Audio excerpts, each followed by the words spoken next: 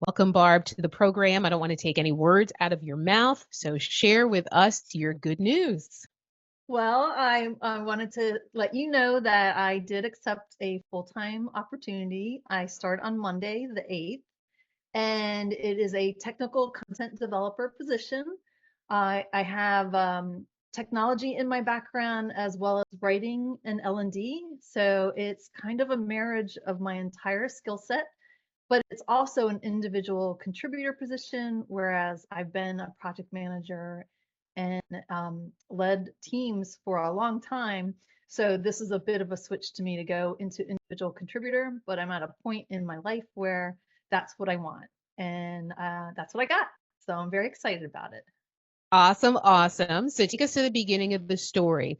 What happened in order for this opportunity to come to your attention? Did they find you? Did you find them? And kind of what were the large strokes of that story? Sure. They actually, well, I must have found them first. I probably looked at the position on LinkedIn, and I often will just click on a position to look at the application process.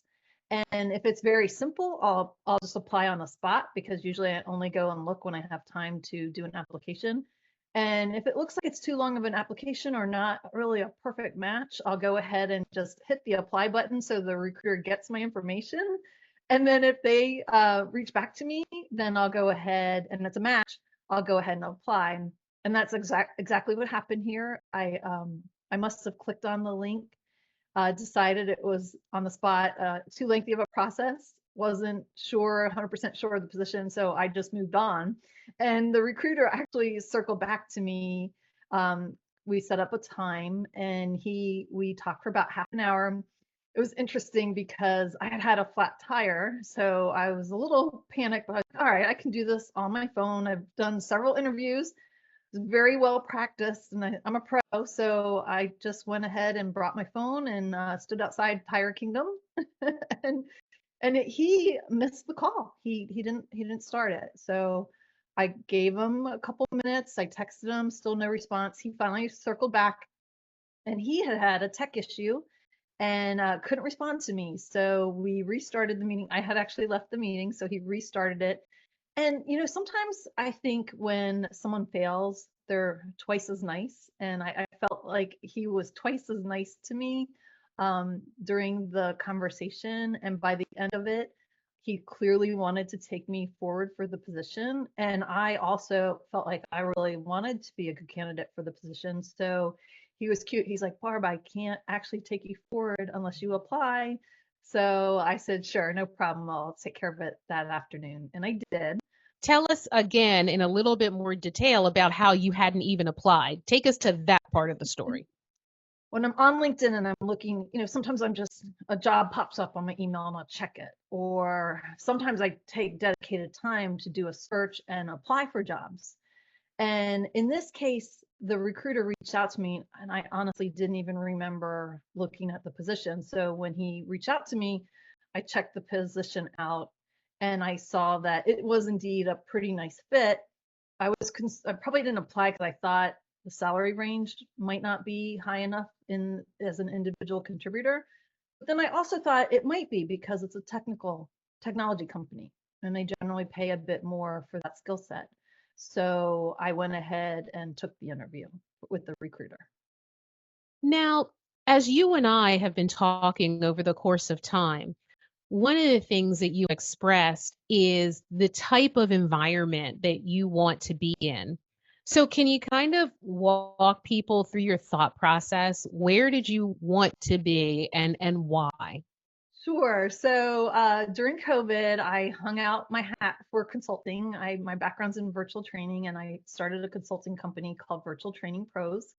And I've had several clients over the last 4 years, about 25 clients over that time period. And when you're consulting, there's a lot of egos and a lot of, let's say, expectations that you have to align with. And it's just a bit more stressful than working on a team, in the office or at a company.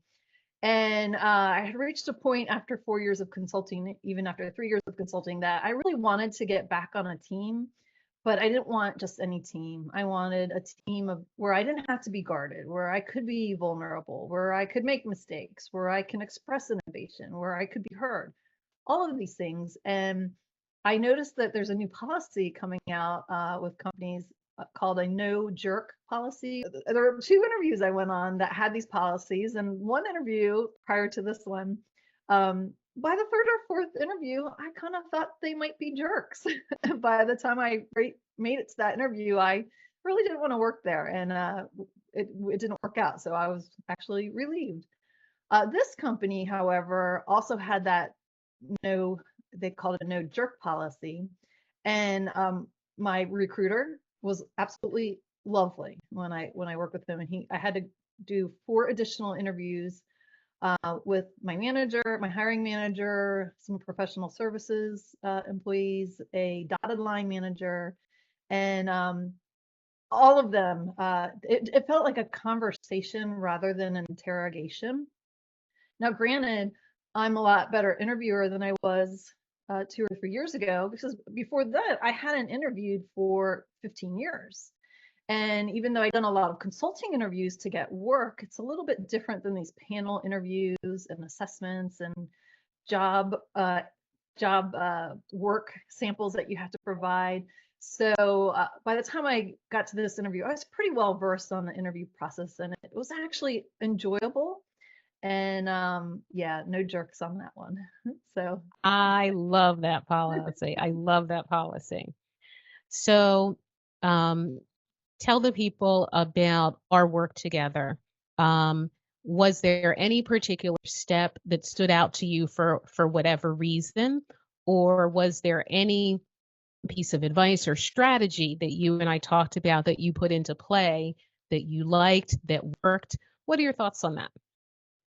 right. So Jewel, I met you before COVID. I don't know if you remember.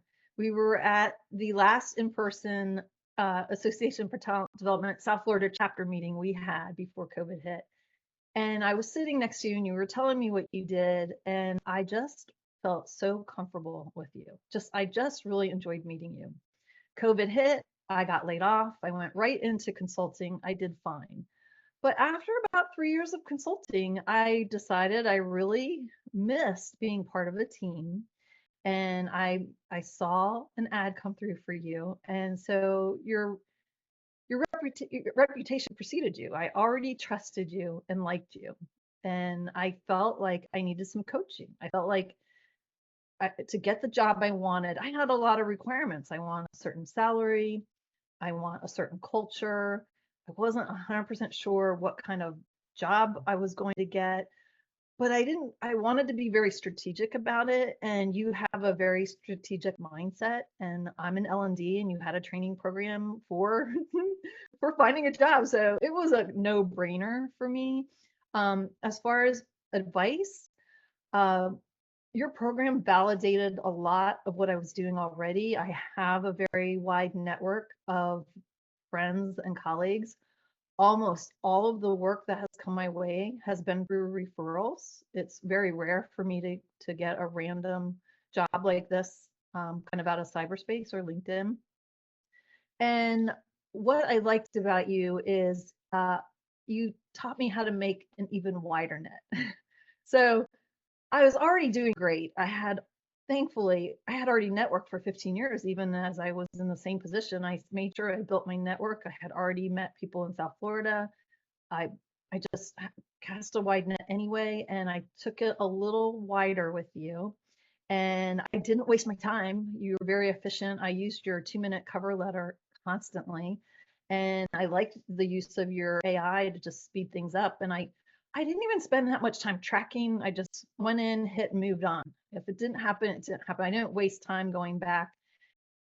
Really, at one point, I attended your live at 5 on Mondays when I could. But at one point, I think I'd gone on maybe one too many interviews and was starting to feel the pinch of no or not aligning. And I started to doubt, was I on the right track? So I went to a couple more of your sessions, and you're always timely with your advice, and you're talking about not taking things personally. And sometimes it's really hard to feel that way when you're really wanting to change and you're taking all of the steps, you have to give it time and patience. But it helped me process a few more no's because I understand it logically. No, no, no, no. Yes, that's how it goes. You're not just gonna get yes, yes, yes. So I understand it, but sometimes when you're in the moment, it stings, or you have a bad interview and you're just kicking yourself. So you're really putting yourself out there and you're very vulnerable. And I really kept trying to take your advice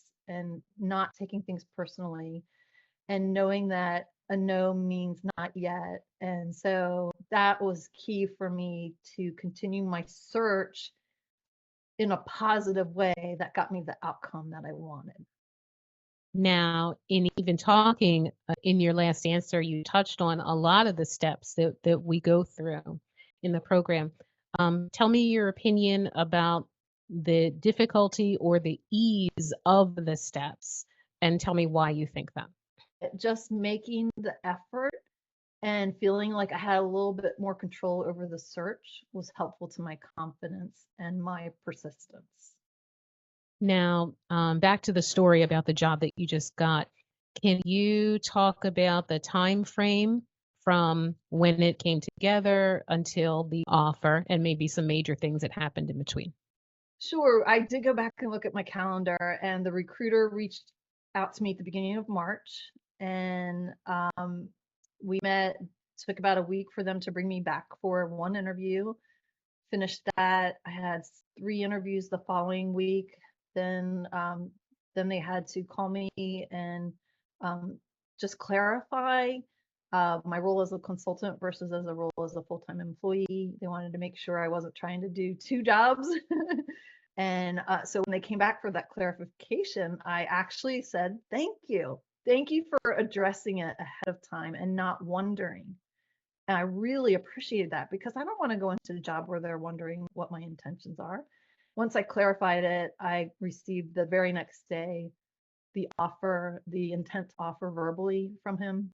And That means the whole time frame then is what to what? it was about a little over a month. Fantastic. Now, I say it's fantastic. I want you to tell us how you feel. Well, I feel excited about it. It's been something I've been working towards quite some time.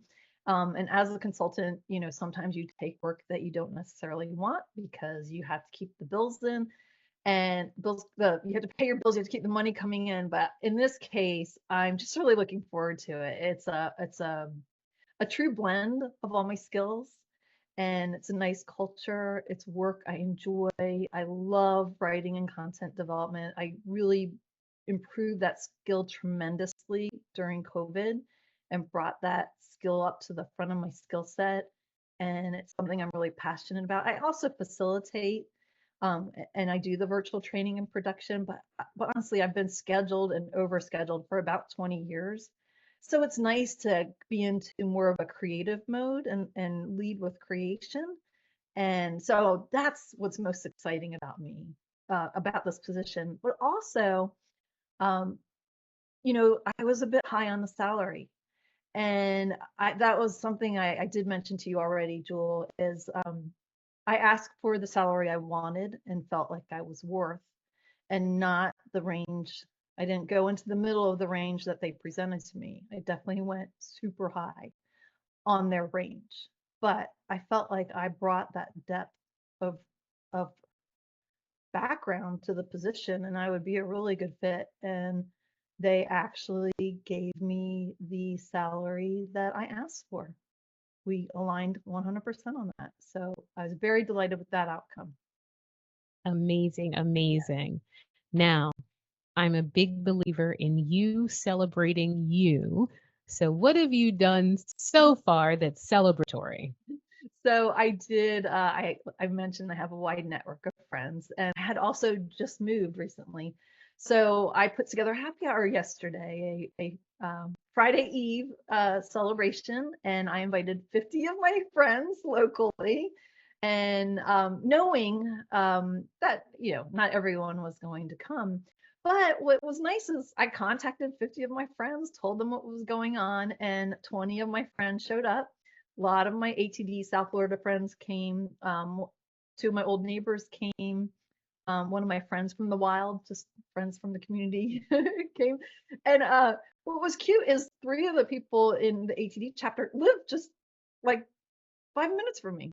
So, now I already have kind of my built-in friendships locally too, to meet up with and hang out with during the week anytime I feel like I need to meet up for coffee or connect. I So, love it. I yeah. love it. So, so important. Um, Another thing that we talked about is that the work that you and I have done together is really a component of some larger things that you're doing in your life. So I want you to talk about that a little bit. Why is now the moment for coaching for you? What have you done in that regard? And kind of what have you gotten out of it for me and from the other professionals you've engaged? Right. So, when I switched into consulting during COVID, I was really struggling as to where to put my attention in consulting because I was getting a lot of great advice from the people I was working for, but they didn't necessarily have good advice for me. They had good advice for them. And so we have a mentorship program in our ATD South Florida chapter, and I'm a director in the group. I'm president elect. I'll be president next year. But at that point, I was doing programs, and they have a mentorship program every year, and they align usually a mentor with a protege, and the mentor having more experience and the protege having less. And I asked to be a protege, even though they would have preferred me as a mentor. But I really needed some help with consulting. So they aligned me with Paul Signorelli, and he is one of our members out of San Francisco and is very well known in ATD and a consultant and a writer and an educator. And he was my mentor for 6 months. We met every 2 weeks and we maintain our mentorship. We call it a friendship now. And we still actually meet every 2 weeks. And now we're actually putting in proposals together. And, he kind of resisted being a mentor to me, saying, I have nothing to teach her. and, but what we built is a relationship and we learn from each other. So I had a lot to learn from him, but I actually think he learned some things from me too.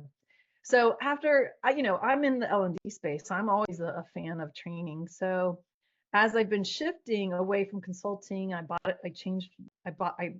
adopted a dog. So then I had to move and I bought a house. And so as I was making all these changes, I was thinking, oh, I really need to make sure I'm in the right field, make sure I'm doing the right things. So I actually joined a community called Creator U, and they are the ones who got me writing in a big way. So I started doing some blogs. I wrote an ebook, which I'll be publishing soon. I'm building activities. I'm holding some design labs. So that's where I'm going to take my consulting forward so that I can do it not on a schedule, but I can just create and sell products rather than consulting for my time. And so I was able to make that shift so that I could, and then the other thing as I realized was digital content is where it's at.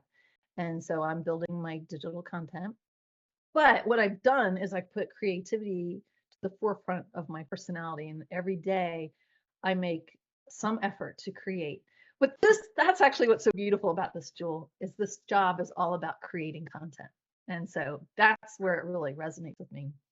I also I'm a Reiki level 1 practicer, and I went ahead during this time and I got my Reiki level 2 attunement. And for anyone who doesn't know what that is, it's energy healing. So I'll be doing that as kind of a hobby with my friends. And then also I'm a diver, and I decided I'm going to go ahead and get my rescue certification. I'm already open water advanced and nitrox certified, and rescue level training is the next obvious step to me. So it's not just one area of my life that I'm trying to align. I'm working in a lot of different areas, and it's all, I can't do it all at once, but I'm working towards all of those goals. This is amazing. Tell me about your thoughts regarding the steps that you and I were able to do together in our coaching program, in this coaching program. Well, What's your opinion about what you implemented? Uh, does it work? Not work? Tell me what worked and why do you think that? I think it was multifaceted. Um, you helped the stability of the job search. It's very stressful. And I just felt by bringing you in, it gave me a little bit more stability and someone to talk to because like everything in life, I can talk to my friends and colleagues, but they're not neutral third parties. They're not going to necessarily be my cheerleaders. They're going to give me advice and it's not necessarily going to be great. So it's nice to have you because you are a coach for first and foremost. But also, I do go back to your training from time to time when I feel I'm like, oh, there was a point she made, and I go back and I look it up, and then you've updated your training, so then I'll watch that little session. So it's nice to have that tool in my toolkit to just go back whenever I want. Um, Anytime I had an interview, I was able to set up a strategy call with you and kind of troubleshoot where I am and what the next steps were. Um, that was super helpful just because you do start feeling very anxious as you're going through these progression of interviews because they start getting um, more interrogation like even some of them they'll pick apart your assessment, which I always think is interesting because I'm not going to be able to change their mind in 15 minutes. So what's the point? If they've already made an assumption based on an answer I made on an assessment that they don't want to hear, 15 minutes with me isn't going to change their mind. Changing their mind is trust, time, and relationships. So I get to that point where they start picking apart my assessments, and I'm like, it starts not resonating with me. So I can talk to you about these things. I can tell you what's on my mind, and you help me come up with some phrases and some one-liners and next steps. And I truly know, and I was always I valued your time, but I always knew if I needed you, you were there for me. And when I needed you, you absolutely were there for me. And um, you were really helpful in this last interview, even though I felt very confident in it. I was feeling a little off about the individual contributor position. So I reached out to you and talked to you about it. And you took notes and you gave me back some of the words and the gems, and I used them and it worked. So that was my experience. And thank you for that, Jewel. Was this program and the things that we did, this experience, was it worth it to you? Well, yeah, for me it was a no-brainer. Again, I'm in L&D. I'm a big fan of people getting the support they needed when they need it, and that's exactly what you were to me. But your price tag, you come at a price, and here I am at the end of the day. I definitely probably asked for about 10,000 more than they wanted to pay, maybe even more than that. And compared to what I paid for you, I mean, you made it up for me. And because you always want to start aggressively high, and I'm not a very aggressive negotiator. I'm not. I'm a collaborator. So I really thought about what you said, and I really did ask for what I was worth, and I got it. And I don't think I fully had that skill set. I've learned it more and more in consulting, and I got better and better at negotiating. But I did great on this job in negotiating my value. And that's a skill I'll take forward. So thanks for that. What would you say to people who are now where you were right when you and I got together?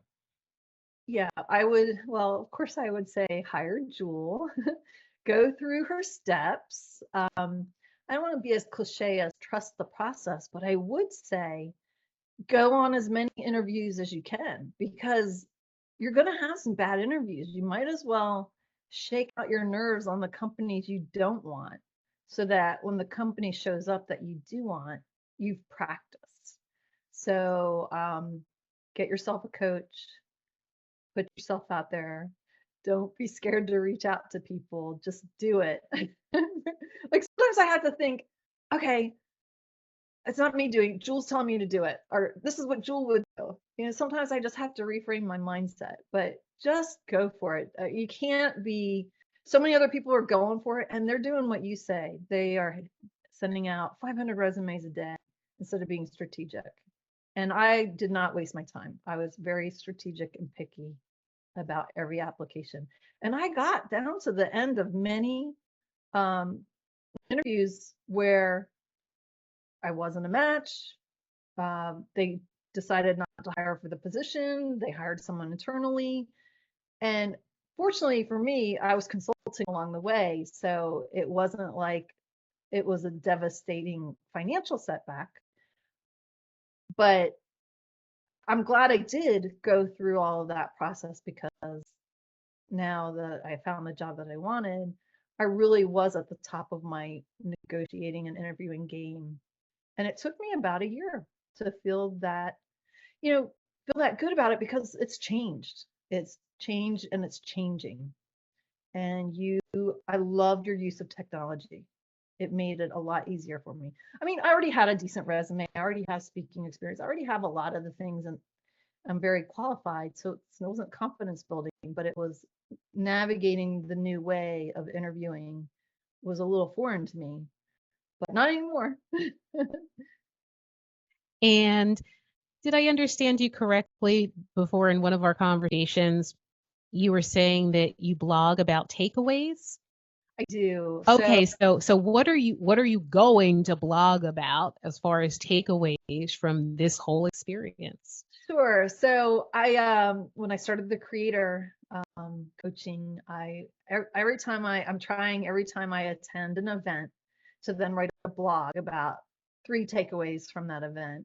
And if I were to blog on 3 takeaways that I learned from Jewel, I would say I would be much more specific when I reach out to my net. I learned to reach out to connections I didn't necessarily know, but were connected through, and find that connection, and whether I had to let go, whether I heard back from them or not. And I also learned to be very intentional and specific about what I want and what my value is. And that was, I'm pretty seasoned. I know my value, but sometimes when there's so much shifting, you have moments where you're not completely sure. You might be second guessing yourself, and that's where your unwavering support became my unwavering support of myself. You gave it to me as in through the course of that ability to understand my value.